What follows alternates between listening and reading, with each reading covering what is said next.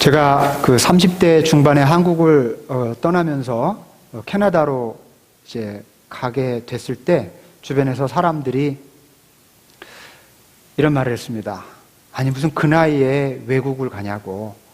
그 나이에 이제 한국 땅에서 자리를 잡고 살아야 할 때인데 무슨 외국행이냐고 그렇게 말을 했습니다. 또 40대 초반이 돼서 캐나다에서 미국으로 이제 오면서 그 부목사로 이제 초청을 받아서 올 때 뭐라고들 하냐면 무슨 그 나이에 부목사를 하러 가냐고. 이제 담임 목사를 해야지. 40대 부목사라니 그 좀 늦지 않냐. 뭐 그런 얘기를 했습니다.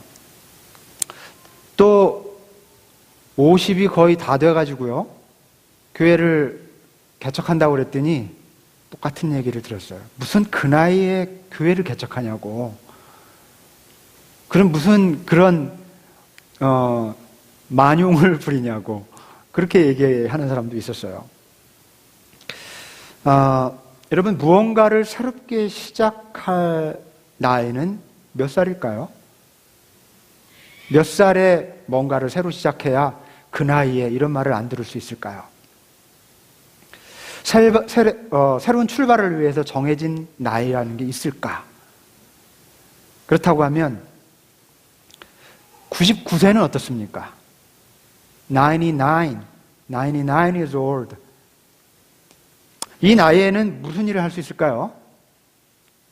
자, 오늘 본문의 아브라함의 자기 나이 99세에 어떤 일이 일어났는지를 보여주는 그런 본문입니다. 물론 구약 성경에 등장하는 사람의 나이는 오늘날의 나이와는 좀 다른 형태의 나이이긴 합니다. 그럼에도 불구하고 99세는 어쨌든 노년의 나이를 의미하는 것은 틀림없습니다. 조금 오늘날의 99세, 저도 이제 99세인 어느 한 분을 아는데요, 장로님. 지금 그분하고 이렇게 비교한 동급은 아니지만 그래도 굉장히 연로한 나이면은 틀림이 없습니다. 오늘 말씀의 제목이 새 출발하는 나이 99입니다. 99에 정말 새 출발 가능할까요? 놀랍게도 아브라함의 나이 99세는 오늘 성경에서 특별히 아브라함의 일대기가 기록되어 있는 창세기 12장부터 24장까지 쭉 살펴볼 때에 있어서 이 99세는 그의 믿음의 여정, 믿음의 인생의 여정 가운데서 새 출발의 순간이었습니다. 굉장히 의미심장한 새로운 출발이었어요. 99세 이전을 아브람이라고 부르고 99세 이후를 아브라함이라고 불러요. 요 나이 때 이름이 바뀝니다. 오늘 본문의 주된 내용이 99세의 나이에 아브라함이 받은 하나님의 약속들입니다. 하나님께서 주신 이 약속들은요, 앞으로 장차 이스라엘 민족이 번성하게 될 때 그들이 이제 받고 누리게 될 약속들이었고요. 그 다음에 이 내용들은 여러분 우리가 놓치기 쉬운 그런 측면인데요. 아브라함에게 주신 이 약속, 오늘 본문은 율법의 정신의 뿌리가 돼요. 율법의 토대, 뿌리가 뭐냐면 하나님이 아브라함에게 주셨던 약속, 여러 약속이 있었지만 특별히 오늘 본문에 있는 이 내용이 가장 깊은 신학적인 뿌리가 됩니다. 이 토대 위에서 율법이 세워지거든요. 그리고 그동안 이제 막연했던 아들을 주겠다, 후손을 창대하게 하겠다 하는 이런 약속들을 주셨는데 여기서 비로소 구체적인 약속으로 구체적으로 주어지고요. 실제로 하나님이 이 본문에서 약속을 주신 후에 1년 후에 이삭이 태어납니다. 말하자면 99세에 진짜 실현될 하나님의 약속이 아브라함에게 주어진 겁니다. 아까 말씀드렸지만 아브라함에서 아브라함으로 바뀐 이 99세, 이 아브라함 이름이 바뀐다고 하는 것은 언제나 구약 성경에서는 동일한 의미를 갖고 있어요. 새 사람이 되어서 새 출발을 한다는 의미입니다. 굉장히 많죠? 아브라함 사레가 아브라함과 사라로 바뀌고요. 야곱이 이스라엘로 바뀌고요. 또 사울이 바울로 바뀌죠. 대표적인 케이스만 말씀을 드린 건데요. 이렇게 이스라엘 사람들은 자기가 영적으로나 삶의 어떤 중요한 지점에서 새로운 존재가 되어야 될 때, 되고 싶을 때, 되었을 때 이름을 바꿨습니다. 그것은 굉장히 그 사람에게, 그 사람의 인생에 새로운 의미를 가져다 주었죠.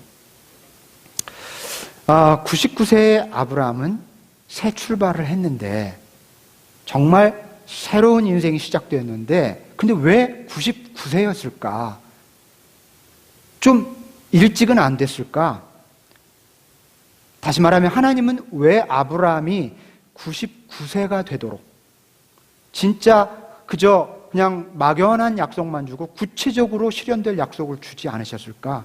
진짜 약속은 왜 99세가 돼서야 성취될 수 있도록 그렇게 주셨을까?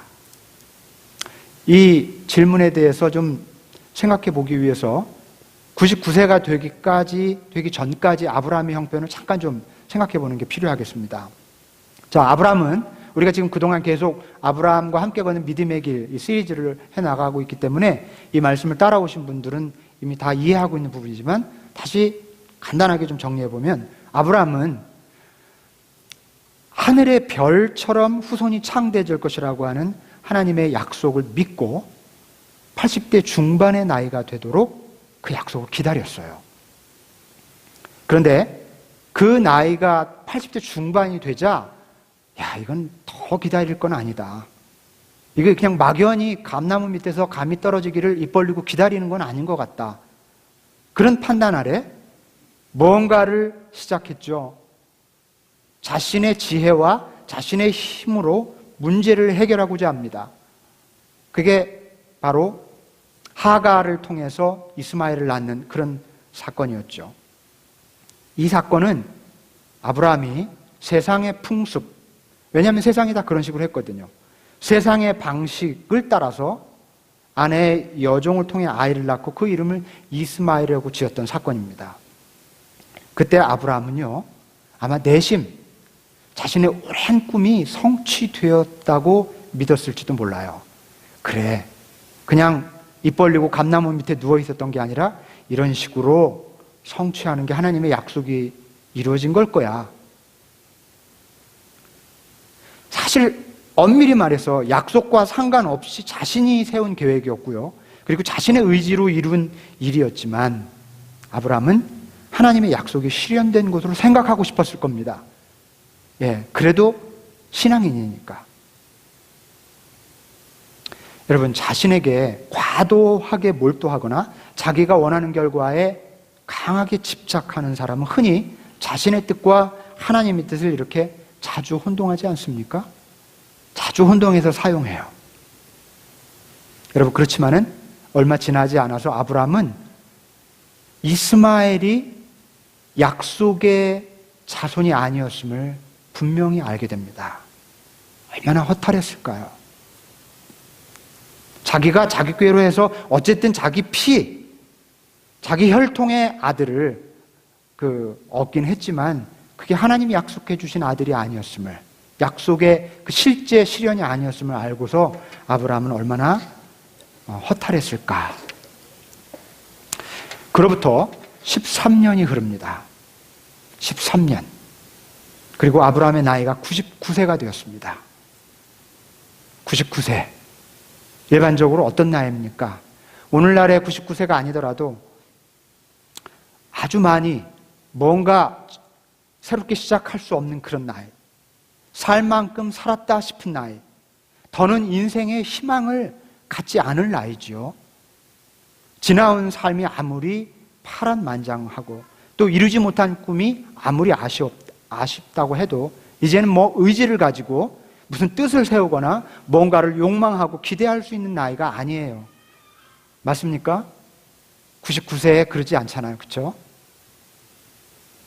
지난 날들을 돌아보면서 즐거웠던 일을 떠올리면서 이렇게 살며시 미소를 짓기도 하고 웃음 짓기도 하고 인생에 힘들었던 순간들을 관조적으로 담담하게 이렇게 추억하는 그런 나이예요. 과거의 일로 고통스러워하지도 않고 미래의 일로 크게 걱정하지도 않는 나이. 어쩌면 99세라고 하는 나이는 인생을 통틀어서 가장 수동적이고 수용적이고 인생을 있는 그대로 받아들이고 겸손하고 어떤 일도 받아들일 수 있는 때입니다.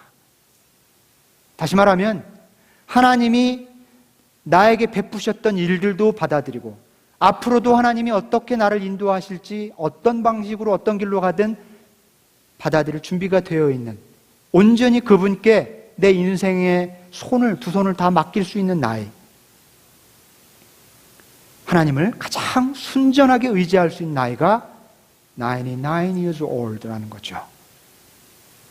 그런 뜻에서 이전과는 다른 새로운 자세를 가지고 영적 삶을 시작하는 나이를 99세라 그렇게 말할 수 있겠습니다. 99세 있으십니까, 여기? 99세 되신 분. 하나님은 아브라함의 나이 99세에 그가 그토록 기다렸던 진짜 약속을 주십니다. 이미 여러 번 우리가 본 것처럼 약속을 몇 차례 주셨지만은 오늘은 다른 때와 분위기가 확연히 달라요. 이전과는. 이렇게 구체적이고 또 단호하고 확실한 어조로 약속을 말씀하신 적이 없어요. 좀 애매하고 추상적이었던 약속들에 비해서 오늘 본문에서는 아주 구체화되고 불완전했던 약속들이 완전한 모습으로 총정리가 됩니다. 하나님의 약속이 마침내 본 모습을 드러냅니다. 이렇게 본 모습을 드러내는 하나님의 약속과 관련해서 우리가 좀 주목해야 될 점이 있습니다. 오늘 본문 처음부터 끝까지 자세하게 읽어보면요, 하나님이 이렇게 진짜 약속을 주실 만한 수준으로 이제 됐다, 아브라함에게 진짜 약속을 실현시켜줘야지 하는 그런 수준으로 아브라함이 성장을 했다든지, 그의 자세가 예전과는 다른 어떤 특별한 뭔가를 갖추고 있었다든지 하는 그런 설명이 없습니다. 본문 어디에도 아브라함이 이러이러했기 때문에 내가 이제 본격적으로 진짜 약속을 준다, 이런 구절은 없어요. 오히려 그 직전에 아브라함은 약속을 기다리지 못하고 자기 뜻대로 문제를 하려고 시도했다가 사실 그게 하나님의 약속이 아니라는 것을 알게 됐죠. 자, 여러분, 그럼에도 불구하고 다시 하나님이 아브라함에게 약속이 주어졌다는 겁니다. 하나님의 약속이 아브라함의 공로나 자격과는 전혀 상관없이 주어졌다고 하는 것을 주목할 필요가 있습니다. 예, 아무리 찾아봐도 아브라함이 뭘 어떻게 했길래 이때가 돼서 비로소 약속을 실현해 줬을까? 못 찾아요. 그런 질문을 가지고 찾아보면. 하나님의 약속이라고 하는 말은요, 이렇게 좀 바꿔서 사용해도 상관없어요. 하나님의 은혜, 하나님의 사랑, 하나님의 축복. 하나님의 은혜나 사랑이나 축복은 노력으로 얻는 게 아닌 거죠. 공로, 자격으로 얻는 게 아닙니다. 선한 일을 했다고 해서 주어지는 게 아니라는 거예요. 그것은 분명히 우리의 노력과 상관없다고 하는 사실, 그를 본문은 분명히 우리에게 넌지시 전해주고 있습니다. 아브라함은 자격, 공로를 가지고 이런 약속과 축복과 성취를 얻었던 게 아니라는 겁니다. 그렇다고 하면 사실 이런 말에 좀 거부감을 갖는 분들이 계실지 모르겠습니다. 도대체 그러면 인간이 할 일은 뭐냐? 우리가 할 일은 뭐냐? 그렇게 수동적이고 그저 가만히 있으면 된다는 말이 도대체 어떻게 이해되는 거냐? 하나님의 약속, 하나님의 은혜, 하나님이 주시는 복을 얻기 위해서 우리가 해야 될 일은 뭘까요? 단도직입적으로 말씀을 드립니다. 99세가 되면 됩니다. 오늘 말씀의 맥락을 따라 99세가 되십시오. 야, 막 계산하시는 분이 있어요. 앞으로 몇 년을 기다려야 돼? 네. 그런 뜻이 아님을 아실 겁니다. 99세가 되기를 기다리라, 그런 뜻이 아니죠. 99세는 단지 생물학적인 나이를 뜻하는 게 아니라 우리 내면의 영적 상태를 뜻합니다. 우리가 실제 나이가 99세가 되지 않더라도 우리가 우리 힘으로 인생을 좌우할 수 없음을 알 때 여러분은 99세가 됩니다. 진정으로 할 때. 하나님을 의지하고 하나님과 더불어 살아야 한다는 사실을 정말 알 때 99세가 됩니다. 지나간 과거에 대해서 감사할 줄 알고 다가오는 미래에 대해서 알 수 없을지라도 염려하기보다는 내 인생길을 주님의 손에 맡길 수 있을 때, 내 야망을 내려놓고 하나님의 인도하심과 그 은혜에 순종하며 살아갈 때 우리는 영적으로 99세가 됩니다. 사실 냉정하게 우리 인생을 돌아보십시오. 내 인생 30평생, 40평생, 50평생, 60, 70평생을 살아온 과정을 쭉 돌아보아도 내가 내 힘으로 일궈온 것 같지만 내 정확한 시나리오를 따라 인생을 산 사람들이 있습니까? 내가 오늘 여기에 있기까지 예상한 분들 계세요? 10년 전에 혹은 한 2, 3년 전에 내 인생이 내가 결국 운전대를 잡고 있는 것 같지만 내 잡은 손 위로 또 한 분이 잡고 있다는 사실을 인정해야 돼요.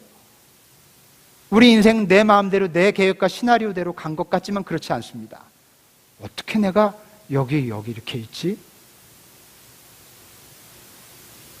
마찬가지입니다. 앞으로 우리가 살아갈 인생도 내 힘과 내 뜻과 내 의지와 내 야망으로 될 것 같지만 그렇게 되지 않습니다. 여러분, 물론 그러니까 나는 앞으로 아무런 의지와 노력도 하지 말아야지 라는 생각을 가지라는 말씀은 절대 아닙니다. 나는 성실하게 최선을 다해야 합니다만 궁극적이고 본질적으로 큰 인생의 궁극적인 어떤 방향과 그 initiate, 주도권, 그것은 하나님이라고 하는 것을 인정해야 됩니다. 이걸 더 많이 인정하면 인정할수록 99세가 됩니다.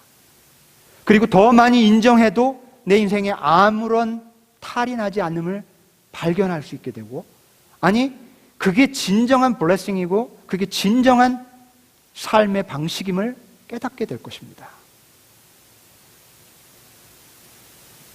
하나님은 아브라함이 자신의 힘과 야망을 따라 살지 않고 하나님을 겸손히 바라볼 수 있는 상태가 되기를 기다리신 것일지도 모릅니다.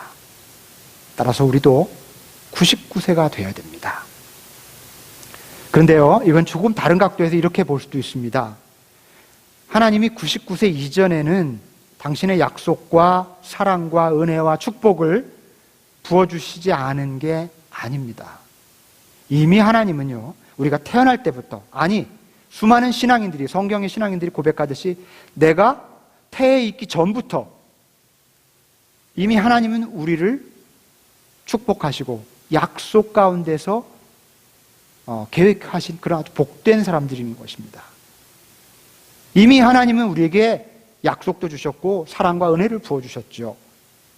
그런데 아브라함이 영적으로 준비되지 않았을 때, 하나님을 바라보고 하나님께 두 손을 맡기지 못했을 때는 그게 축복인지 몰랐어요. 그런데 아브라함이 다 내려놓자 그리고서 돌아보니 은혜, 굽이굽이 은혜였다는 것을 알게 되는 거죠. 99세의 나이, 겸손한 영적 상태에서 영혼의 눈이 떠지자 비로소 하나님의 약속을 제대로 알아보게 된 거고요. 하나님의 은혜와 축복이 예전에도 계속 나에게 부어졌음을 깨닫게 된 것입니다. 하나님의 약속이 변한 게 아니고요, 이때부터 부어지기 시작한 게 아니고요, 아브라함의 영적 상태가 변한 겁니다. 여러분, 그렇습니다. 하나님의 사랑 또 하나님의 은혜는 이미 오래전부터 부어지고 있었습니다. 그러나 내 힘과 내 야망, 패기로 눈먼 자처럼 인생을 살아왔기 때문에 그것들을 알아채지 못했던 것입니다. 말하자면 우리의 영적인 상태가 99세의 영적 상태가 아니었기 때문에, 그렇기 때문에 못 알아보았던 것이죠. 따라서 우리는 99세가 될 필요가 있다는 말씀입니다.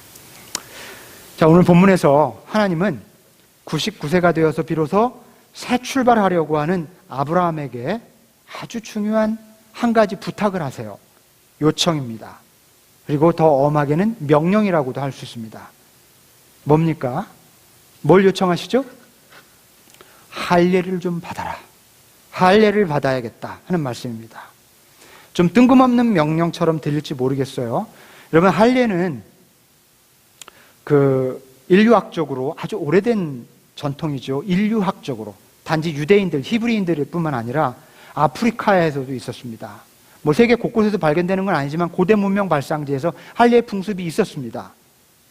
근데 대개 어떤 거하고 연결이 되어 있냐면, 할례는요, 어린아이가 자라서 성인이 되기 전에 애매한 주로 15세, 16세 청소년기 남자아이들에게 할례를 베풀었습니다.